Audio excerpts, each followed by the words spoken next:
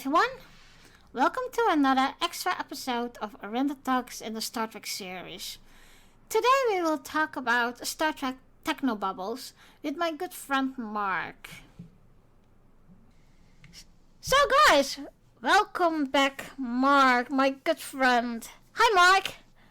Hello, I'm glad to be back. You can't imagine why. Yeah, we just talked about your holiday and it was very boring, you said. How many times did you say boring?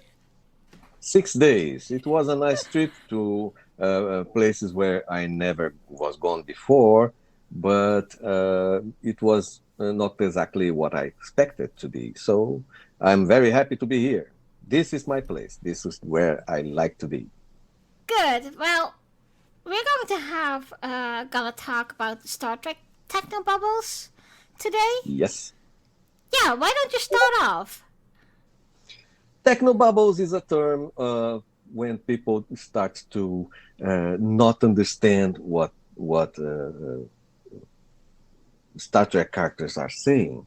So if you see someone talking about the warp coils are very uh, overriding or overheating, and we need to relieve the pressure on the conduits so the reactor can work properly. Did you understand something? A little bit. Yeah, okay, you I know you understand, but everyone else doesn't understand what Star Trek is, and many people who understand can't understand what I said because it's a very interesting thing about Star Trek fans. Many of them like Star Trek. Many of them love Star Trek. But if you ask how does a warp core works, what how does warp speed works, they Mm-hmm. will not try to understand or try to explain.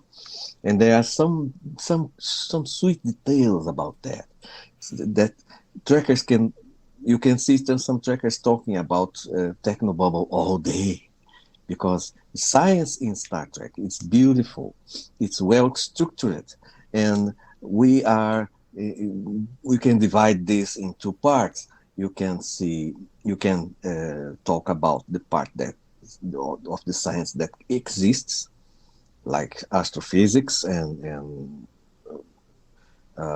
Einstein laws, etc., relativity, and many other things about science that really are happening now, right now, and the part of science that is imaginary, like the dilithium crystals, for instance. You can you know that is important for warp drive, but you don't know why, and you don't know what are dilithium crystals. You don't understand what they are, the less how they work.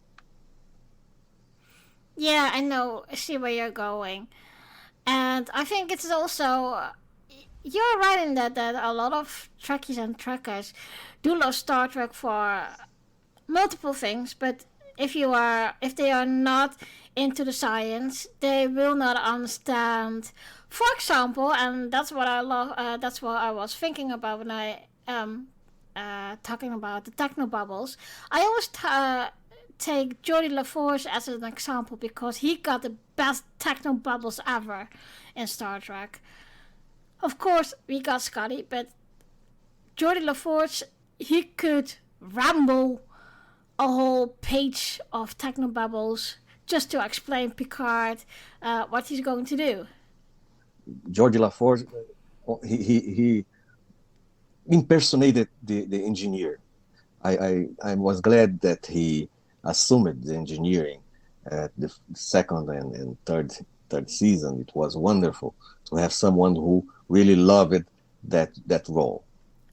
If we are going to see of all the head engineering we have in Star Trek, do you think there are a lot of difference between them in like technobubbles or the engineering what they do? I think the actors had a very bad time taking to understand and memorize those lines, because those lines are precise to the story, and they needed to tell them precisely. So that was not easy for them. I remember in the X-Files series, we had Dana Scully, that was a doctor, and she tried to explain many things in Dr. Babble, like like I said. And then after some time in an interview, she said, I simply don't understand anything I said. Well, for us, for a fan like us, that assumption is shocking.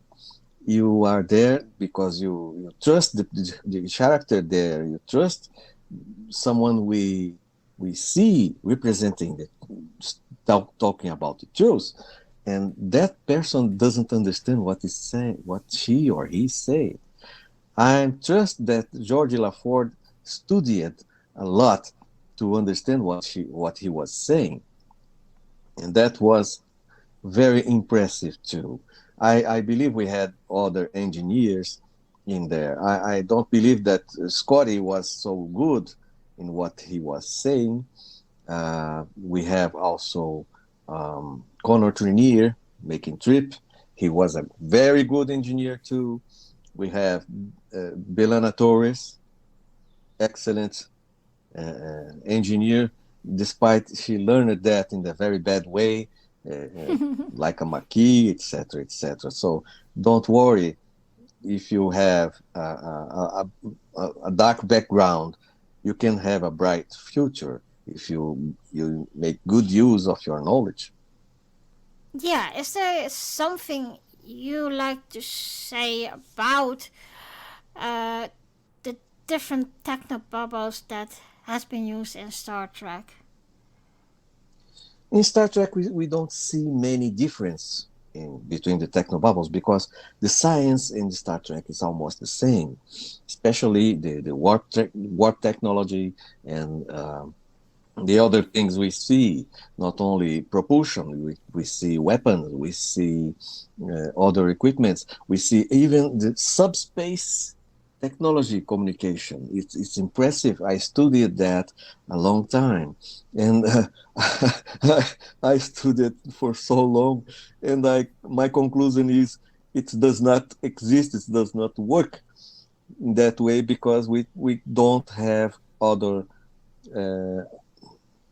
other layers in our universe. We have other dimensions distributed like layers, but simply space, so you can communicate faster than light in sub layers of our own space. It was not confirmed, not discovered yet, but it works quite nicely in Star Trek. So you see, every time you see something techno bubble in Star Trek, they are mostly all connected. The phaser, for instance, many people see they someone pull the trigger and a ray goes out from the gun and cause the desired effect on the target. But many few people know that that weapon is emanating Nadian particles pulse. I don't know who declared that. I don't know who invented that concept, but it's quite logical. If you can control the emission of particles from something, and that particles have different effects in the target, you can create a whole weapon technology based upon that. So that's what technobubbles means. From people who are listening, some people understand, some people don't, but the people who created them, they had some logic about that. They studied something to create that, and I think that's fascinating. Yeah, I was also wondering. Um, how could the writers write this techno bubble for example, Jodie LaForge? And I was wondering, do you think they are make it a study of to know those things like in scientifically way? One thing I know that the writers, the most serious of them, all they make some research. And Gene Roddenberry had a Bible about how to write for Star Trek, and that I believe that that Bible evolved, especially about the techno bubble. I had no confirmation of that, but this is a logical conclusion. It's a necessity for writers, and when you see how the job was done, you see they made it very carefully. They wanted that to work, and for me, it worked nicely. Do you think that, of course, I definitely had that impression when they did a interview with Paul Stamets and the actress that played Judge Reno, that they have been more doing research for the role in Star Trek, but also like they could understand in a way where they're talking about. Sci-fi writers, um, they can grab a rope and not fall from it, and they found that rope, Mr. Stamets, and that mycology, mycologic science. And there is a very specialized man about that. So Mr. Paul Stamets, who happens to exist, and his name was took to uh, USS Discovery engineer in chief officer. So I believe they grabbed that hope, that line of thinking, and fighted to integrate that in Star Trek Discovery. So, do you want more research than that? They they got a real scientist inside his writing. So it was a very nice homage to the real science people.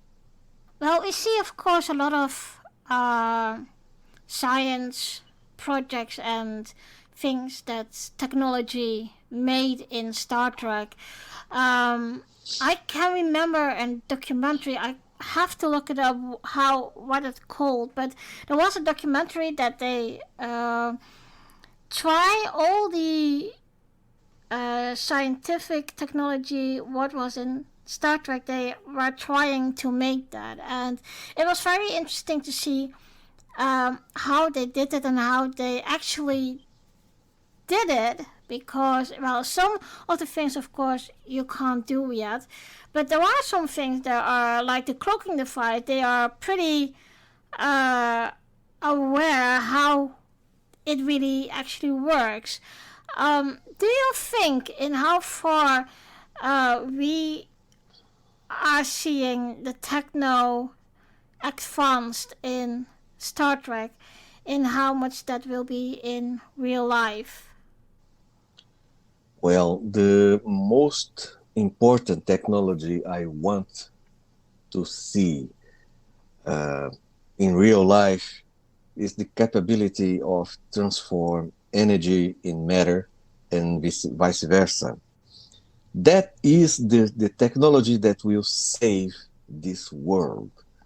Okay, the other ones we can see pumping out uh, as we see the decades coming on. We see computers, we see uh, communicators from Star Trek, literally in our lives. I'm using one of them to talk to you, so we can see more technology.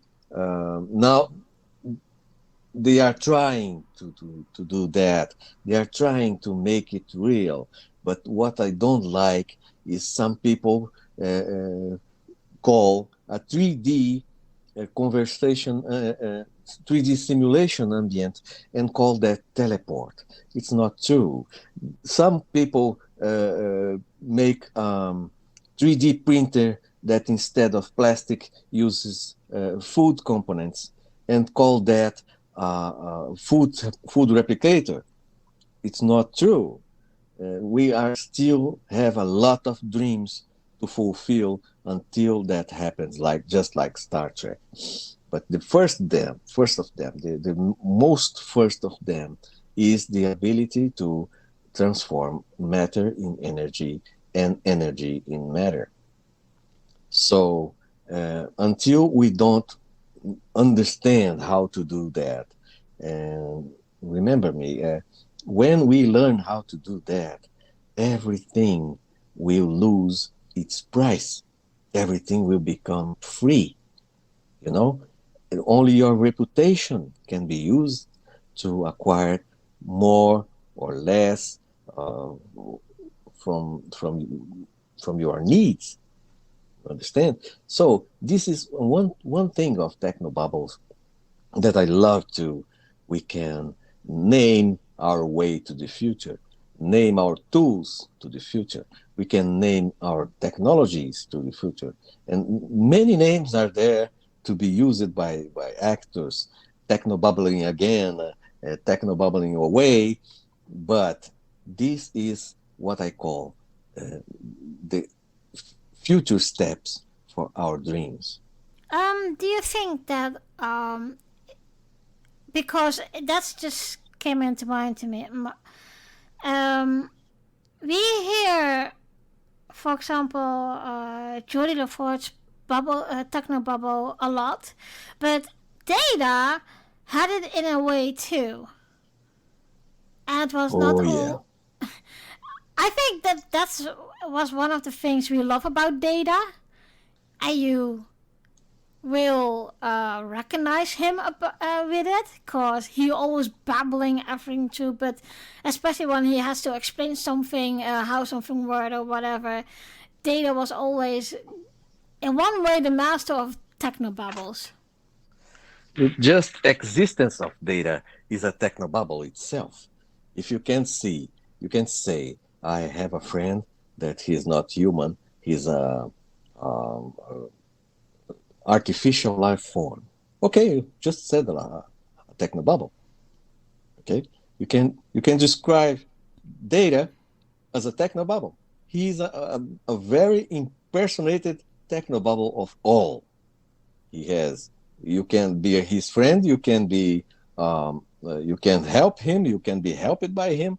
He can save your life. You can save his life. Okay, and he is still a technobubble. So we have George LaForce to be best friend for data.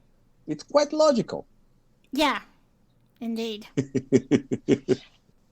If we just take a little detour of talking about Star Trek techno bubbles, we also Mhm. have, of course, people from NASA and, for example, Mhm. Elon Musk, who are very into the space traveling.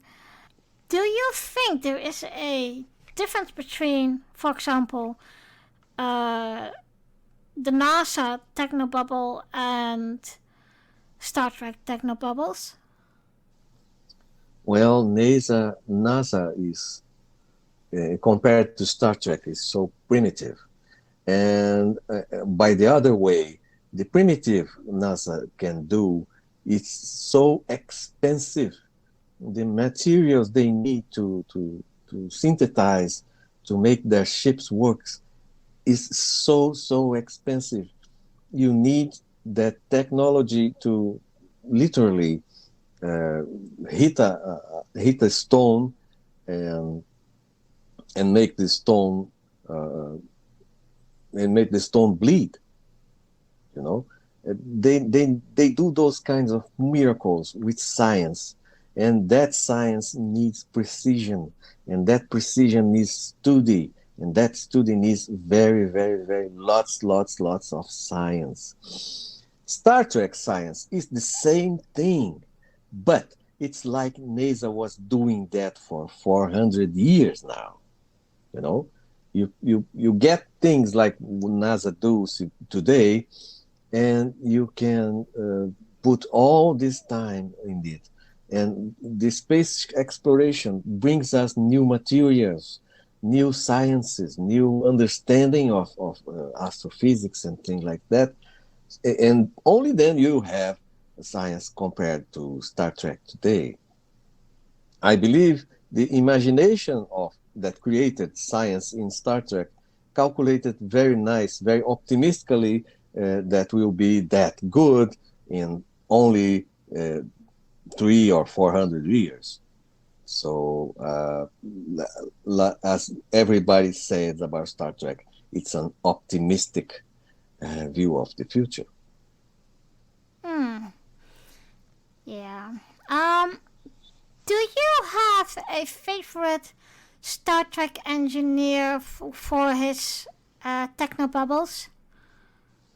Oh, techno bubbles. Let me see. We have Jordi. We have the favorite of me and you is Jordi. Um, I don't like the way Bilana Torres solves things. I I don't like the couple that works in Discovery. They are very dramatic in their words. Uh, the Stamets and that other engineer that fix things with bubble gum. Jeffrey, no. I don't consider that technology. Okay, uh, I I would not like to work with people like them. Let me see another one. We Yeah, got, yeah, for yeah. example, Miles There's no. O'Brien. I like Rutherford. Okay. Rutherford. He have a half a brain as a Vulcan implant, so he have good tools to work. So and he's very always very serious about that. So I like him too. Okay. Okay.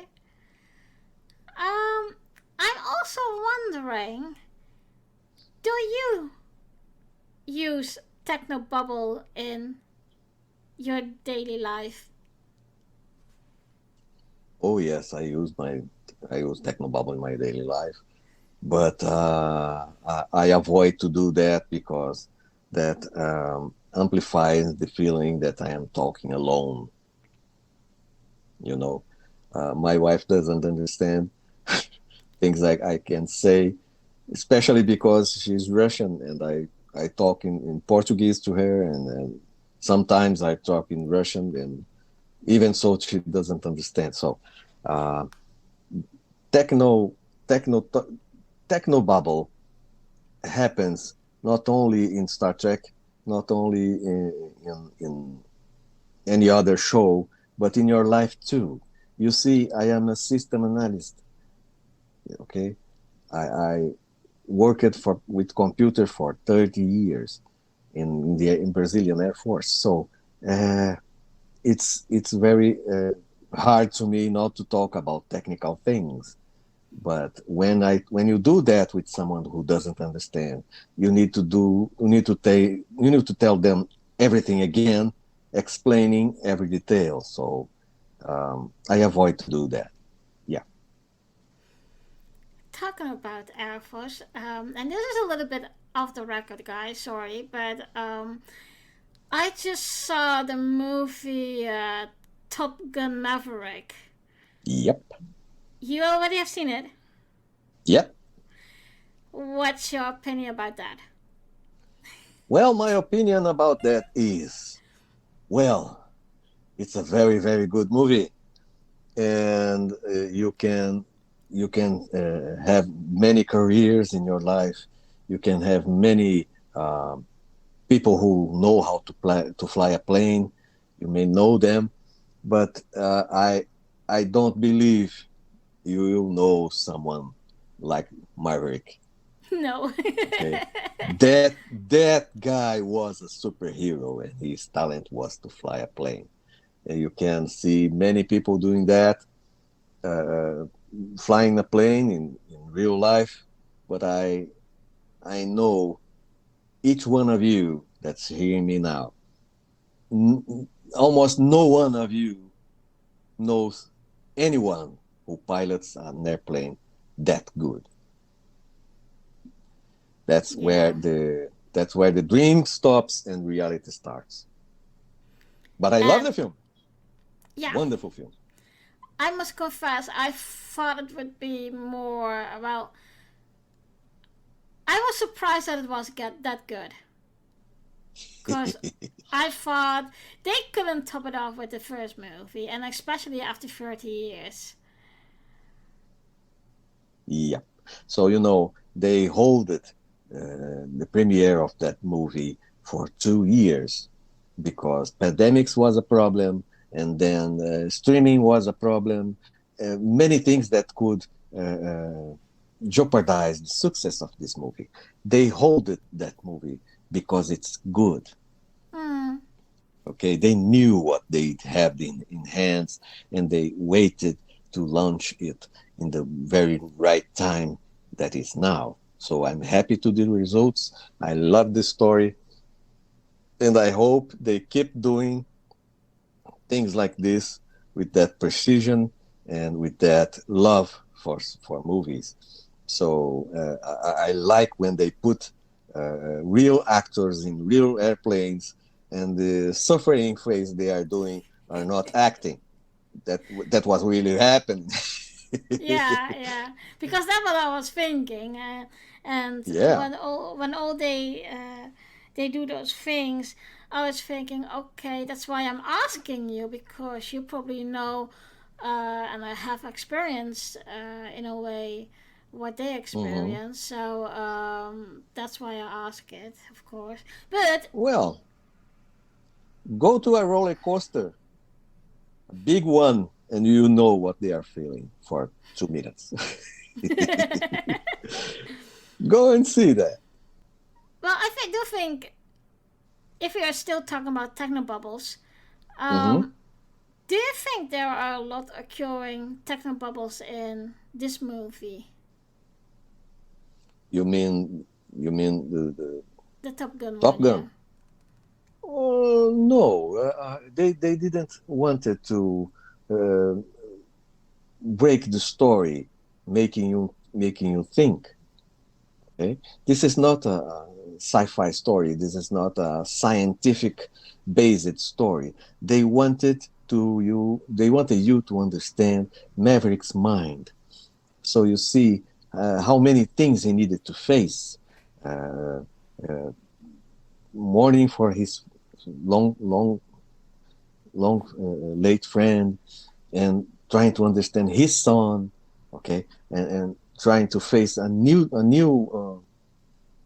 challenge in his career, and another friend of him that he lost right now, the friend who saved his career all the time.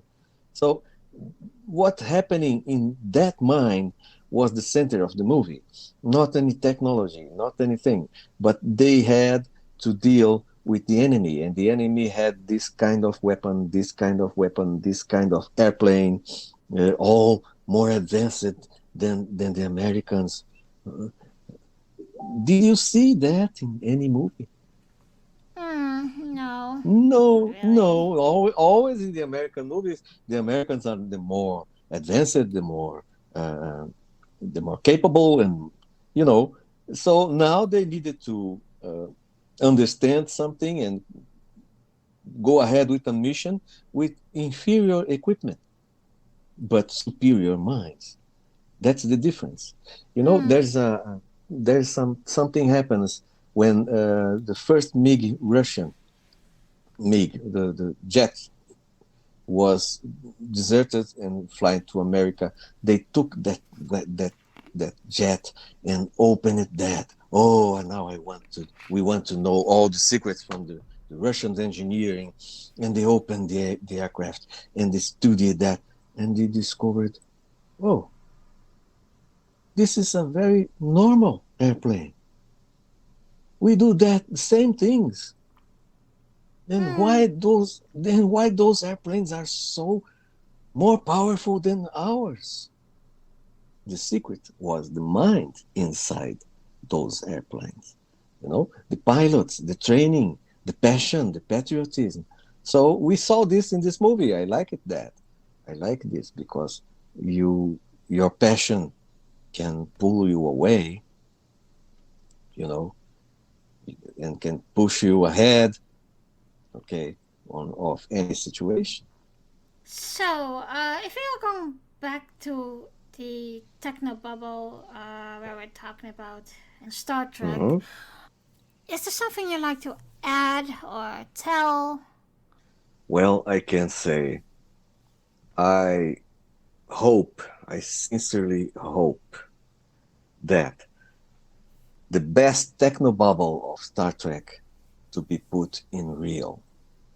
I mentioned that before. I want mankind to learn how to transform matter in energy and energy in matter. Okay? Why? Because if you learn how to do that, you find a way to end all the trash in the world. You can create new medicines from energy, just having the molecular formula. That is not, you will not need big factories and big pollution to create something that is good to mankind. You have that technology that can save the world, the planet, the mankind, and all the societies. What I have to say about Technobubble, please make that Technobubble to be real. That's my gift to the world, to save it. Well, Mark, thank you very much for this lovely conversation. And Well, thank you for inviting me. it is something very different than we normally talk about, but I thought you might like it. Oh, of course, I like it. It's part of Star Trek. I'm in. So, yeah, well, thank you very much again, and we will talk soon again. I hope so. Dear listeners, thank you for listening and join me next time for a new extra episode in the Star Trek series of Arena Talks. You can listen and subscribe to Arena Talks on the YouTube channel or join the Facebook group. If you'd like to comment or talk with me about this episode, you can reach out on the Facebook group and the YouTube channel.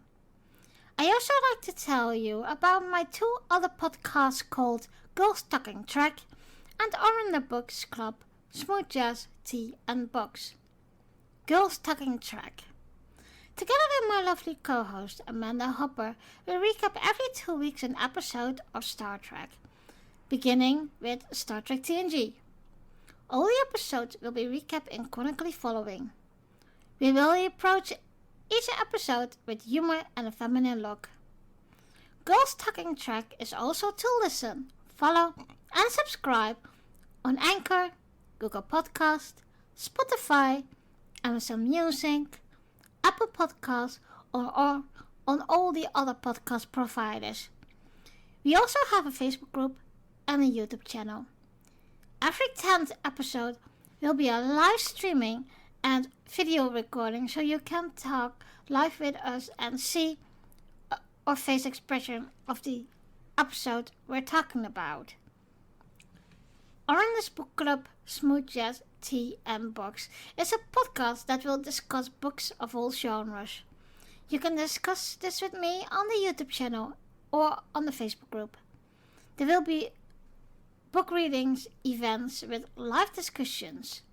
And of course, you can also give me recommendations what I can read. My perfect picture while reading a book is in front of a fireplace with loads of tea and smooth jazz in the background. So join me, read with me, and discuss with me the books we are reading. I will see you next time.